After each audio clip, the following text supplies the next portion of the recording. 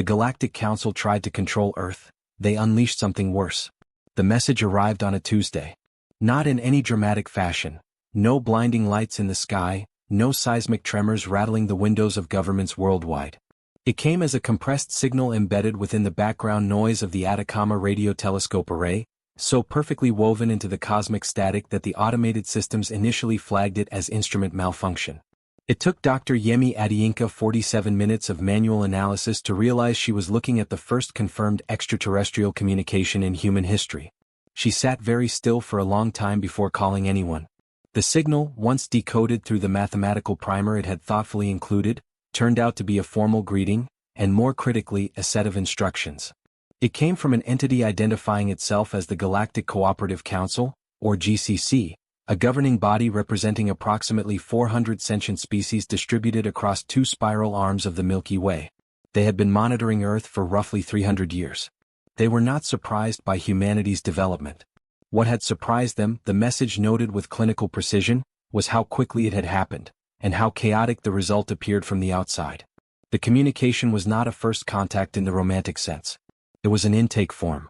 Humanity, the GCC explained, had reached a threshold of technological and social complexity that required formal regulation under cooperative law. Not out of hostility, the message was careful to clarify, but out of necessity.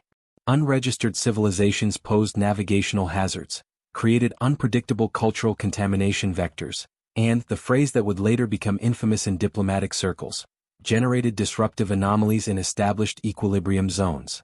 The GCC offered a choice, framed in the language of opportunity: join voluntarily under terms to be negotiated, or be incorporated under default protocols. The message included a detailed breakdown of both paths. The voluntary path involved trade restrictions, a monitored development period of not less than 200 years, and the permanent placement of a cooperative oversight liaison on Earth's primary governance body. The default path was described only as considerably less favorable. The UN Security Council met in emergency closed session for 11 days. The public found out anyway, as the public tends to do. The reaction was predictably fragmented. Certain religious communities experienced profound crisis. Certain governments detected an opportunity. Certain corners of the internet declared both that this was proof of divine creation and proof of a globalist conspiracy, sometimes simultaneously. Memes proliferated at a speed that would have alarmed the GCC had they understood the medium. What was not fragmented was the scientific community's response. Within 72 hours of the leak, Dr. Adeyinka's original analysis had been replicated and extended by independent teams on 3 continents. The signal was real.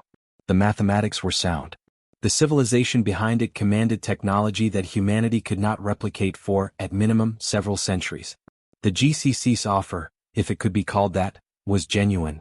What the governments debating in closed session were slow to grasp, and what Dr. Adeyinka understood with cold clarity from the very first reading, was the subtle but unmistakable tone threaded through the message. The GCC was not asking. They were informing humanity of what was going to happen. The choice offered was a courtesy, the kind extended to a child told to either walk to bed or be carried.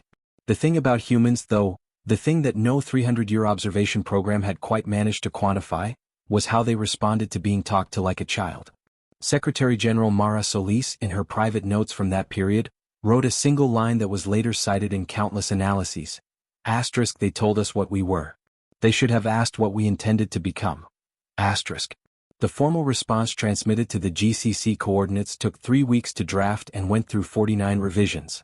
It was polite, it was measured, and it accepted the terms of the voluntary path with a list of counterproposals attached. The counterproposals were 53 pages long and had been written, the GCC would later note with something approaching bewilderment, by a committee that included 2 former prime ministers, a constitutional lawyer from Brazil, a Bedouin negotiation specialist, and a professor of game theory from MIT. The GCC's reply came back in 6 days. They accepted 4 of the counterproposals, rejected 31, and tabled the remaining 18 for later discussion. Humanity accepted. The cooperative oversight liaison arrived 14 months later. It was a being of crystalline biological architecture, roughly 2 meters tall, called, in the phonetic approximation that became standard, Verexol. It was the GCC's most experienced integrations officer, having overseen the induction of 11 previous civilizations. It came prepared with historical records, behavioral models, and a confident set of expectations about how the process would unfold. It was, in its own way, as unprepared for Earth as anything had ever been. Varexola's first official report to the GCC, filed 30 days after arrival, contained a note that was initially read as a formatting error. Under the section labeled Anticipated Integration Timeline, the liaison had written a single word where a number was expected. Unknown. Varexol had integrated 11 civilizations. This was not a boast, it was simply the professional context within which the liaison operated. Each induction followed a predictable arc. Initial resistance, symbolic defiance, gradual comprehension of economic and technological incentives, acceptance, compliance. The arc varied in duration and texture, but its shape was consistent. The GCC had refined its integration methodology over 4,000 years. The process worked. Earth was not working. The first complication emerged before Varexol had been planetside for a full rotation cycle. The liaison had been assigned quarters in Geneva, within the newly established GCC Integration Office, a sleek building that humanity had constructed specifically for the purpose, which itself struck Varexol as noteworthy. Most incoming civilizations took 18 months to organize physical infrastructure for the oversight process. Earth had done it in 7. The speed was efficient. The efficiency was unsettling. On the third day, a delegation of 17 individuals arrived at the integration office. They were not affiliated with the UN or any recognized governmental body. They represented, their leader explained through a translator, a consortium of independent maritime nations with unresolved territorial claims that predated the GCC contact. They had brought lawyers. 3 different sets of lawyers, retained under 3 different jurisdictions, presenting 3 overlapping but non-identical legal arguments for why the integration agreement did not bind their constituent populations without separate ratification processes. Varexol spent 6 hours listening to them. It then spent another 4 hours reviewing GCC precedent. There was no precedent. No civilization had ever arrived at the integration table with pre-existing unresolved territorial litigation involving 17 separate sovereign entities. The GCC's integration framework assumed a singular or at least unified planetary governance structure. Earth had 193 recognized states, 44 unrecognized ones, a handful of disputed territories governed by no one in particular, and an international seabed authority whose legal status even the humans seemed uncertain about. The second complication came from the private sector. The GCC's trade restrictions were standard.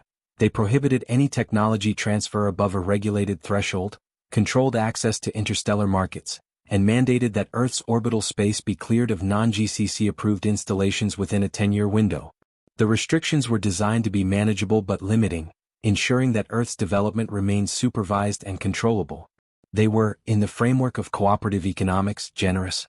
Within 8 months, 3 separate technology conglomerates had filed formal applications with the GCC Trade Oversight Board to reclassify their proprietary systems under the threshold categories, essentially arguing that their existing technology, developed independently, constituted a parallel discovery and therefore should not be subject to transfer restrictions.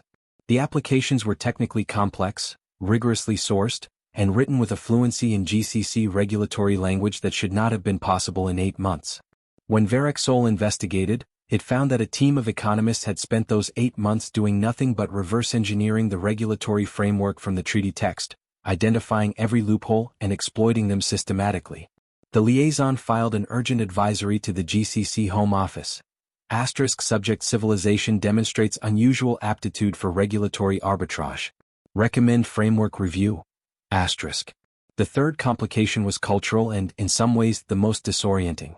The GCC's integration methodology included what was internally termed prestige conditioning, a carefully managed presentation of the cooperative's scope, history, and achievements designed to produce appropriate awe and humility in incoming civilizations. The documentation packages were impressive by any objective standard. 4,000 years of accumulated science, art, and philosophy from 400 species. The intended psychological effect was a kind of productive smallness, a recognition that humanity was young, limited, and fortunate to be welcomed into something so much larger than itself. The humans read the documentation with enthusiasm. They asked excellent questions. They organized seminars. They wrote papers. And then they started arguing with it. Not aggressively, not at first. The early challenges were academic, the kind filed by scholars who had found inconsistencies in translated historical records or questioned the methodology behind certain xenosociological claims. Verexol fielded 17 such queries in the first month, which it handled through the standard response protocol, acknowledging the question, redirecting to approved interpretation materials, and gently emphasizing the liaison's role as guide rather than debate partner. The queries became papers. The papers were published. Within 2 years, there was a functioning human academic subdiscipline dedicated to the critical analysis of GCC-provided historical and scientific documentation. Some of it was simply the noise of intellectual engagement. Some of it identified genuine errors. 3 papers, produced by a collaborative team from institutions in South Korea, Nigeria, and Germany, pointed out what appeared to be significant internal contradictions in the GCC's account of the Veth Succession War, a conflict that had occurred 1,500 years ago and supposedly established several foundational precedents in cooperative law. Verexol forwarded the papers to the GCC Legal Archive. The response took 4 months. It was the first time in the liaison's career that the Legal Archive had responded with anything other than immediate clarification. The response, when it came, was brief. Documentation under review. Liaison advised to manage information environment on subject civilization until further notice. Verexol stared at that instruction for a long time. In 11 previous integrations, manage the information environment had meant controlling the pace of disclosure, a standard practice, ethically reviewed and approved. It had never meant suppressing inconvenient scholarship. The liaison filed a procedural inquiry. No answer came. In Geneva, meanwhile, Dr. Adiyinka, who had by this point become an informal consultant to the UN's GCC Engagement Office, sat across from Verexol at a small conference table and asked a simple question. She asked it not as a diplomat and not as a scientist, but as a person who had spent 3 years watching something she could not quite name unfold. Verexol, she said, when the Council gave you the behavioral models for Earth, what did they tell you about us that turned out to be wrong? The liaison was quiet for a moment. Then it said, they told me you would resist individually then comply collectively. That has not been what I have observed. Adiyinka nodded slowly. What have you observed? I have observed, Verexol said, a species that does not comply collectively. It coordinates collectively, and there is a difference I am finding very difficult to translate into a report. The Veth Succession War had ended a millennium and a half ago. It had produced in the GCC's official historiography a settled and well-documented precedent, the principle of coherent jurisdiction, which held that no governing body could exercise authority over a civilization in which it held extractive economic interest. The principle was the bedrock of the GCC's ethical legitimacy. It was why the cooperative called itself a cooperative. The human papers, the ones from Seoul, Lagos, and Munich, had not accused the GCC of lying. They had done something more irritating. They had found, in the GCC's own translated documents, 3 separate instances where the timeline of the Veth War's concluding treaties didn't align with the economic data the cooperative had provided separately in trade records. The discrepancy was small. In isolation, each gap was explainable. Together, they suggested the treaties had been backdated. If the treaties had been backdated, the principle of coherent jurisdiction had not been established the way the GCC claimed, which meant the ethical architecture underpinning 400 years of integration policy rested on a legal fiction. Professor Amara Osei, who led the Lagos contingent, did not publish the full implication. She published only the data discrepancy and called for clarification. It was an act of deliberate restraint that she later described in her memoir as giving them the chance to do the right thing. She had been waiting 2 years for a response. None came. What came instead, in the 4th year of integration, was the first tangible sign that the GCC's approach to Earth was shifting. New trade restriction classifications were issued, retroactively reclassifying 2 of the 3 corporate technology applications that had been proceeding through regulatory approval. The reclassification had no precedent in the existing framework. It was issued under an emergency council directive that cited, vaguely, developmental stability concerns. It effectively froze $112 billion worth of contracted agreements. The affected corporations did not protest quietly. Within 10 days, a coalition of 19 national governments, spanning multiple continents, most of whom agreed on almost nothing, filed a joint formal objection with the Integration Office. The objection ran to 300 pages.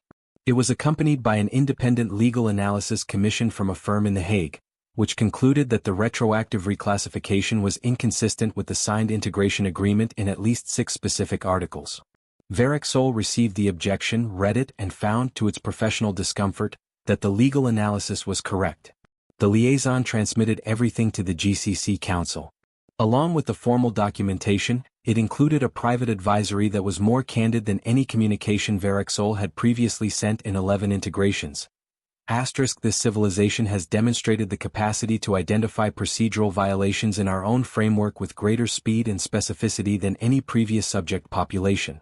Additionally, they are sharing those findings laterally, between governments, academic institutions and commercial entities, in a way that does not require central coordination. Recommend the Council reconsider whether the standard integration approach is appropriate for this subject. The Council's reply was swift, clear and deeply troubling. The retroactive classifications would stand. The Integration Agreement's dispute resolution mechanism, which gave the GCC Oversight Board final authority over interpretive conflicts, would be invoked to neutralize the legal challenge. The private advisory was noted but its recommendations were declined. And then a new instruction arrived, one that had no equivalent in Verexola's operational history.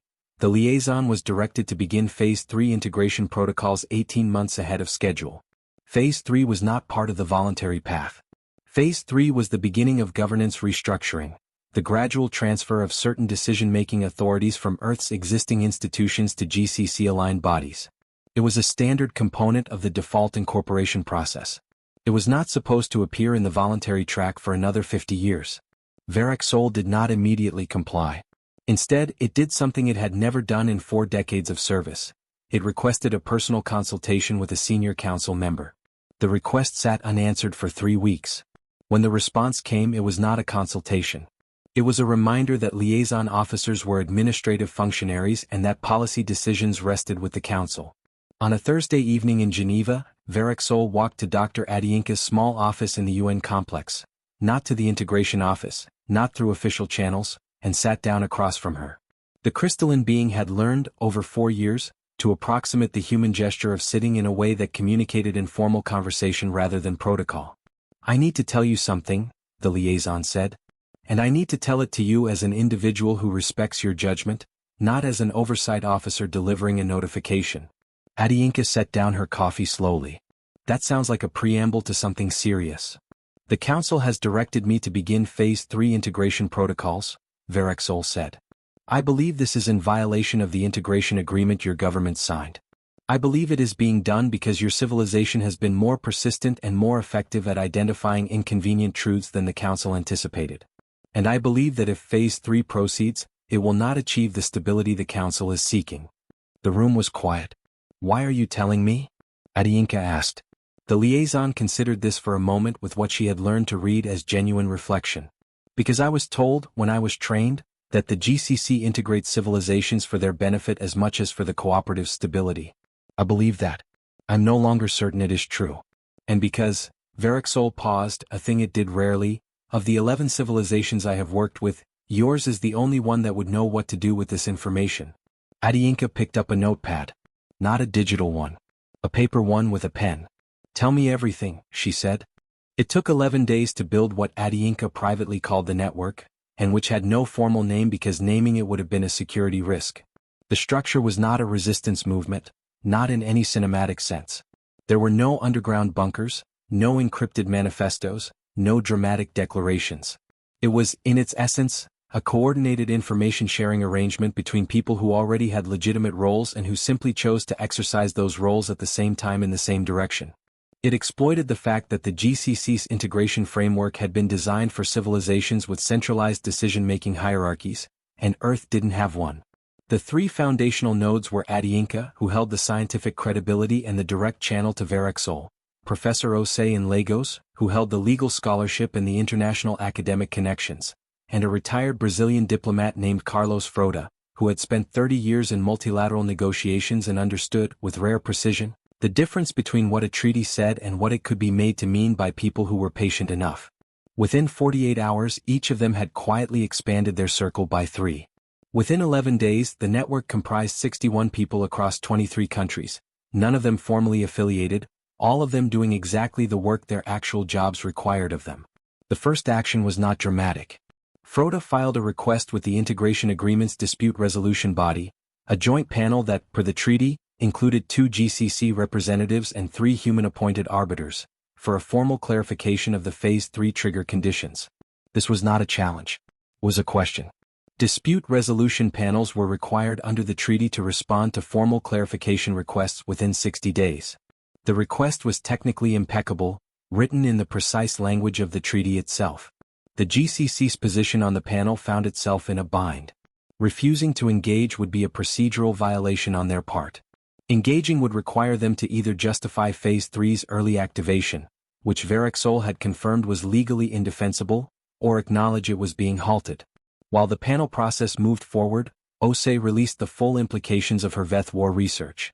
Not as an academic paper this time, those hadn't gotten a response, but as a detailed, publicly accessible legal brief, filed as supporting evidence for the dispute resolution request.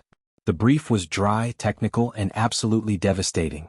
It laid out, step by step, the evidence that the coherent jurisdiction principle was based on fraudulent documentation, and connected that directly to the legitimacy question of the integration agreement itself. The GCC did not respond publicly. But the 3 days following the brief's release produced more traffic through Verexola's communication channels than the entire previous year. Something was happening in the council. The second action involved the 19-nation coalition, which had maintained its legal challenge and was now quietly joined by 11 additional governments. They were not organizing a military response or even an economic one. They were doing something the GCC's models had no category for. They were building an alternative governance proposal. The proposal was a counter-framework, a set of revised integration terms that addressed the actual structure of Earth's political landscape, rather than the unified hierarchy model the GCC had assumed. It acknowledged Earth's developmental supervision period, the trade regulations, and the oversight liaison arrangement. What it replaced was the dispute resolution mechanism, which it proposed to restructure as a genuinely neutral panel with an independent juridical body, not a GCC-controlled one. It also proposed that any civilization claiming membership in the GCC's governing council be required to submit their foundational legal documents to that neutral panel for verification. The last provision was surgical. It targeted exactly what OSE had found without ever stating it directly. It asked the GCC to prove to a standard they themselves claimed to uphold, that their authority was what they said it was. Frode spent 16 hours over 3 days with the legal team drafting the proposal and later said it was the finest technical writing he had ever witnessed. The team included a treaty lawyer from New Zealand, a constitutional philosopher from India, a Confucian legal scholar from China, and a customary law expert from Botswana. They disagreed on almost every foundational assumption about governance, which meant the final document had to be bulletproof on every front simultaneously. It was. The GCC received the proposal through the dispute resolution channel. The cooperative's internal communication lines, which Verexol could monitor as part of the liaison function, went briefly, unusually quiet. Adiinka, in her office in Geneva, sat across from the liaison on the evening the proposal was transmitted. She had been sleeping 4 hours a night for 2 weeks. She looked at. "How is the council reading it?" she asked. "With difficulty," Verexol said. "The framework is, from their perspective, unexpected. Their models predicted that early Phase 3 activation would produce fragmentation, that your governments would begin to compete with each other over differential treatment under the new protocols. Instead, you have produced greater coordination under pressure than you demonstrated in the absence of it." Adiinka allowed herself a small and tired smile. "We do that." "Yes," the liaison said. "I have been trying to explain it in my reports. I wrote in the 3rd year that you do not comply collectively, you coordinate collectively. I think I was still understating it." There was a pause. "What you are doing is not resistance. It is not even negotiation exactly. It is something I do not have a word for in any language I speak. In English," Adiinka said, "we sometimes call it stubbornness. But that's the hostile interpretation." She thought for a moment. "The other word is persistence." Verexol was quiet. "The council is afraid," it said finally.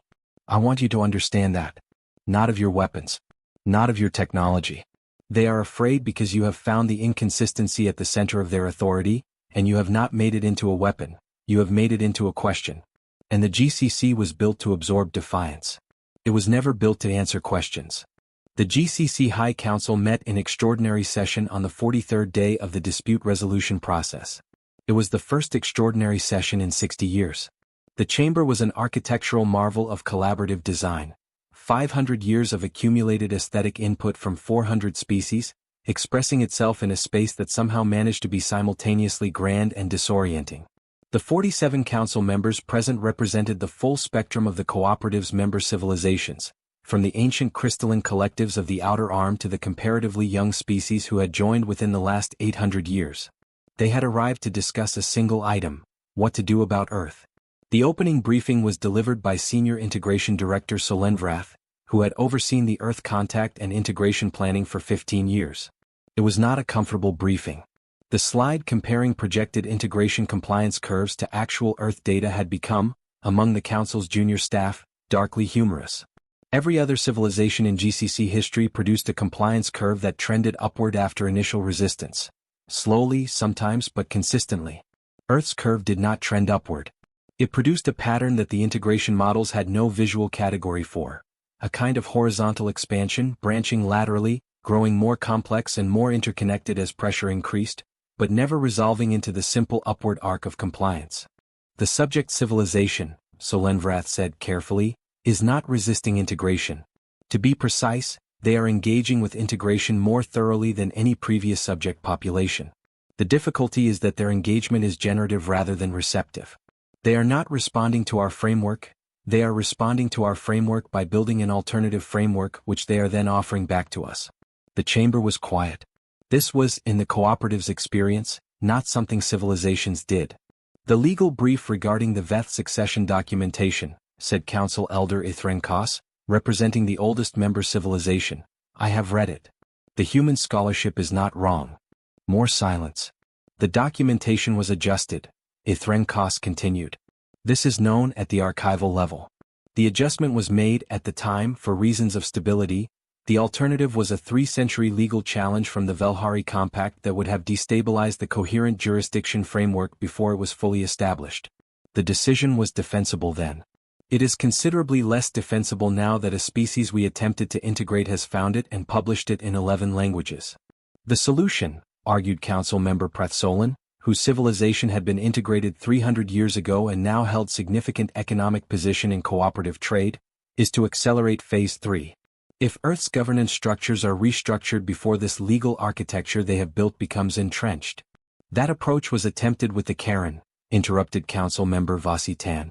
They responded to accelerated Phase 3 by achieving nuclear capability in 14 years instead of the projected 80. We do not repeat the Karen. Humans already have nuclear capability, Solenvrath said. They have had it for approximately 80 of their years. They have also not used it against each other in that period, despite several occasions where strategic logic suggested they might.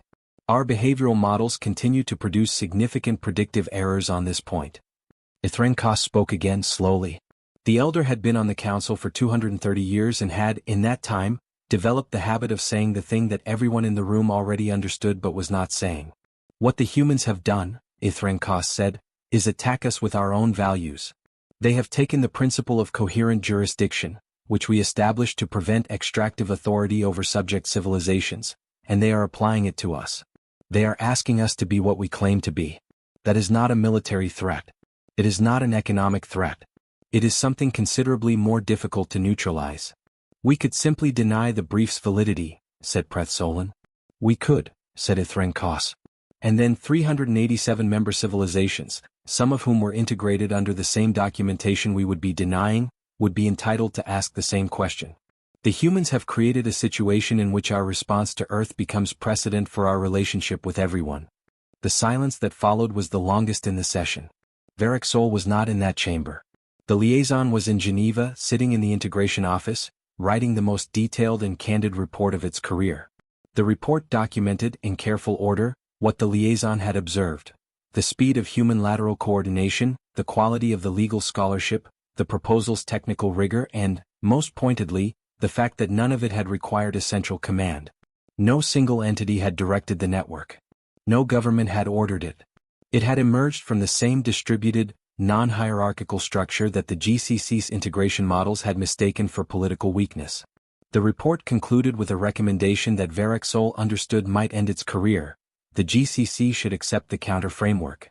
Not as a concession, but as the framework the integration agreement should have used from the beginning, had the cooperative actually applied its own principles to the contact. Across the city, in a borrowed apartment that had briefly become the network's informal hub, Adiinka was on a call with Osei and Froda that stretched past midnight. They were not celebrating.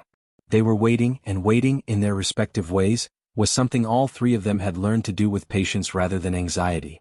"They'll push back," Froda said. "One more time, I think. They'll try something procedural, delay the panel ruling, introduce a new technical classification. Something to buy time." "Probably," Adiinka said. "The question is whether their own membership lets them." Osei, who had spent the evening reviewing message traffic from academic contacts at institutions affiliated with GCC member civilizations, said quietly, "There are others watching this. Species who signed the same treaties we did, under the same framework. They're watching to see what happens when someone actually reads the fine print." There was a pause on the call. "Good," said Adiinka. The GCC's delay tactic, when it came, was sophisticated enough to earn grudging respect from Froda. The Council introduced a new procedural classification, the Civilizational Stability Review, a mechanism that had existed in dormant GCC administrative code for 2 centuries but had never been invoked, which, if applied, would freeze all active dispute resolution processes for a subject civilization pending an independent stability assessment. The assessment, conveniently, would be conducted by a GCC-appointed panel. The technical argument for invoking it was thin but constructed with care. The Earth Counter-Framework proposal, the Council argued, constituted an attempt to modify the foundational terms of an active integration, which triggered stability review requirements under Section 44 of the GCC Administrative Code. Froda read the notice in his office in Sao Paulo at 3 in the morning. He made 2 phone calls. Then he sat with a cup of cold coffee and the text of Section 44 for 90 minutes. Section 44 was clear. The Civilizational Stability Review could be triggered by an attempt to modify the foundational terms of an active integration, but only if the modification was unilateral. The Earth proposal had been filed through the dispute resolution mechanism, which was itself a treaty-established process. Using a treaty mechanism to engage with treaty terms was not a unilateral modification. It was precisely the opposite. More importantly, and this was what Froda identified in the margin of his printed copy with a simple circle and a question mark, Section 44 had been written as a protection for subject civilizations against arbitrary GCC restructuring.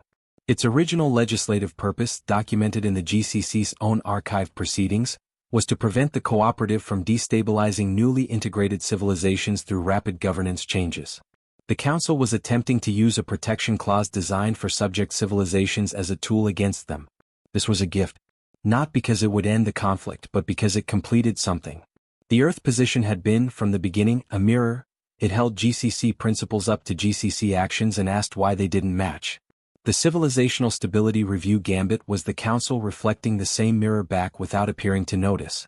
It was the kind of self-defeating move that only a body confident in its own authority could make, because only an authority confident it would never be seriously questioned could fail to notice that its own law contradicted its action. The response that Froda, Osei, and the legal coalition drafted was 32 pages. It was the shortest document they had produced, and deliberately so. The argument did not require length. It required precision. Section 44, properly read, not only failed to support the Stability Review invocation, it actively prohibited it. And furthermore, the attempt to invoke it in this way was itself a violation of the Integration Agreement's good faith provisions, which the GCC had drafted. They filed it. Then they waited. Verexol, in Geneva, received a private communication from Ithrenkos. The first time in the liaison's career a council elder had made direct contact outside formal channels. The message was brief. It said only, * your last report has been read by more council members than you may realize. The recommendation you made will be discussed.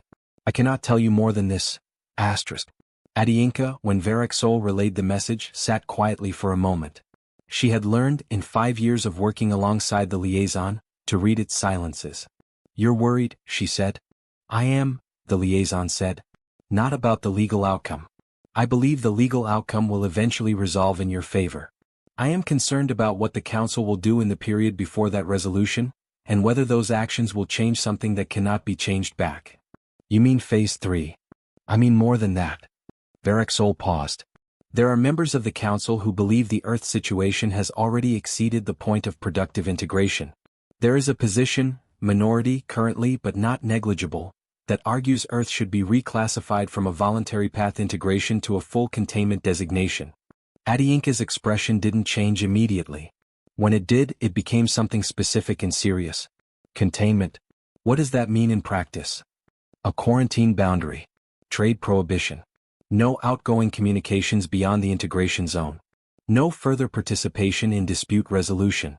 The Council manages Earth from a distance until it determines the civilization is, their phrase, stabilized.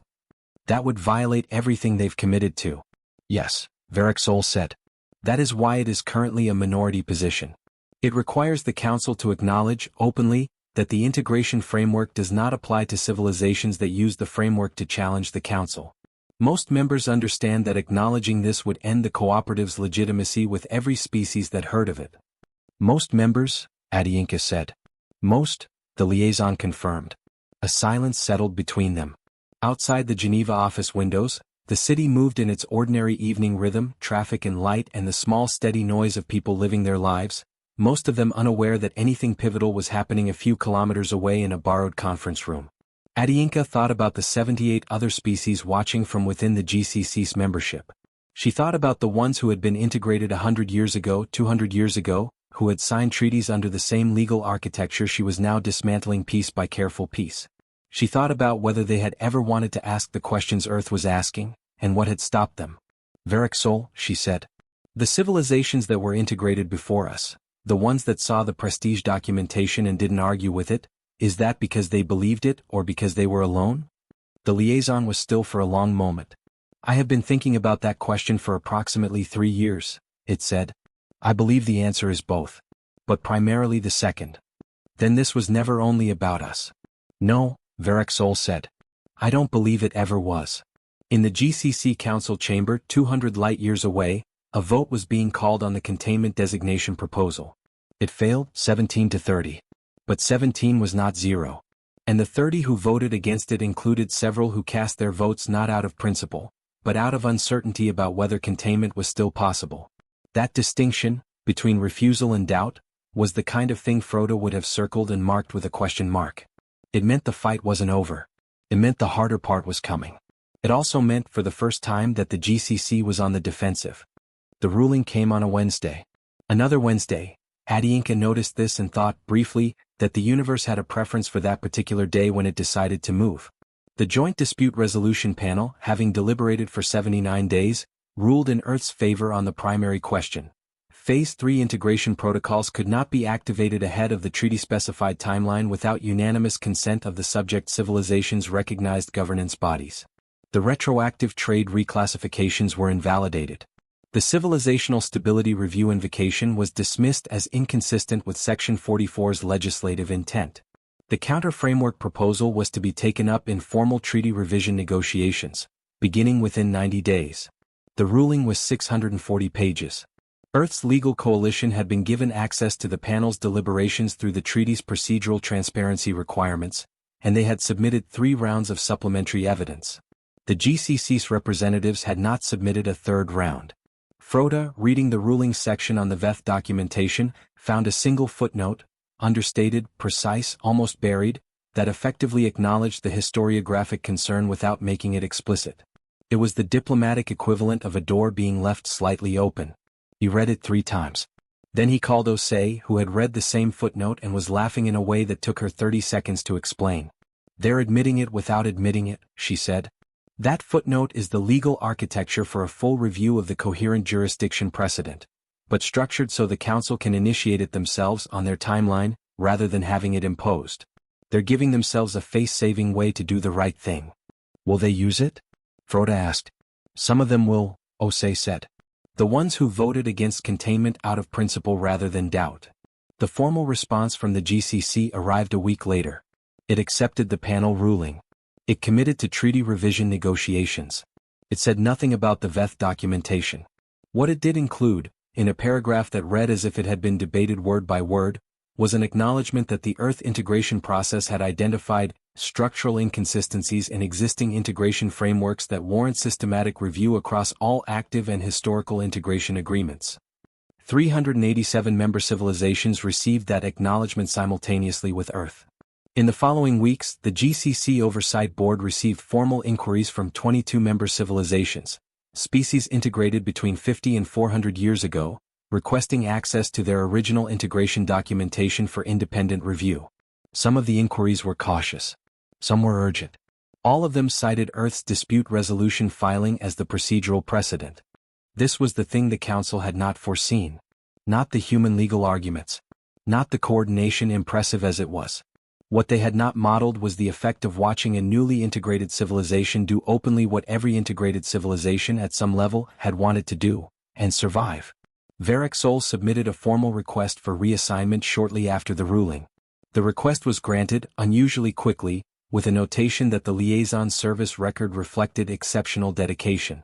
Whether the speed of the approval was acknowledgement or relief was a distinction Verexol chose not to pursue. On the last day in Geneva, the liaison met with Adiinka at the same small conference table where, 2 years earlier, it had first spoken outside of official protocol.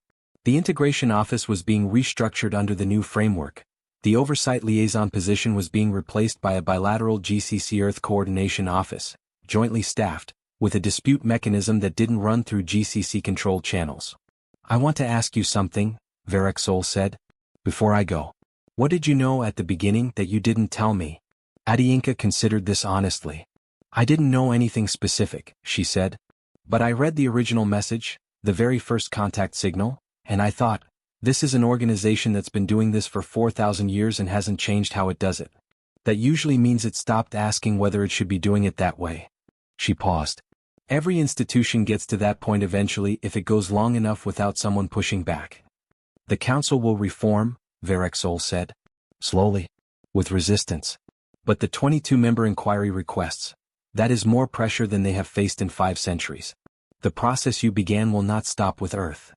"We didn't begin it," Adiinka said. "We just happened to have the specific combination of stubbornness and lawyers." The liaison's crystalline structure shifted in the way she had learned over 5 years, meant something like a smile. "In my report I characterized it differently," it said. "I called it a civilization that could not be made to accept a smaller version of itself. Every other species we integrated, even those who resisted, even the Karen, eventually accepted the frame the GCC provided. They accepted being defined by what the Council said they were. We never did that," Adiinka agreed quietly. "No," said Verexol. "You did not. And that, I think, is the thing. Not your technology. Not your legal scholarship. Not even your coordination, impressive as all of those are. The thing that the Council's models could not capture was that you never, in any phase of this process, stopped behaving as if your judgment of what was right was worth at least as much as ours. Most species, facing a 4,000-year civilization with resources beyond their comprehension, begin to doubt that. You never doubted it. You were frightened, I observed this, but you never let the fear become permission to stop thinking clearly." Adiinka was quiet for a moment. Outside the window, Geneva was just Geneva, ordinary, permanent, unheroic in the way that places are when the extraordinary things happen inside them. "That's not a uniquely human trait," she said finally. "That's just what happens when people decide they'd rather be embarrassed for trying than ashamed for not." She looked at the liaison. "Take care of yourself, Verexol. And tell the Council we said thank you for the contact. We mean that genuinely. Whatever came after, being asked into a larger universe is still a gift." The liaison stood. "I will tell them," it said.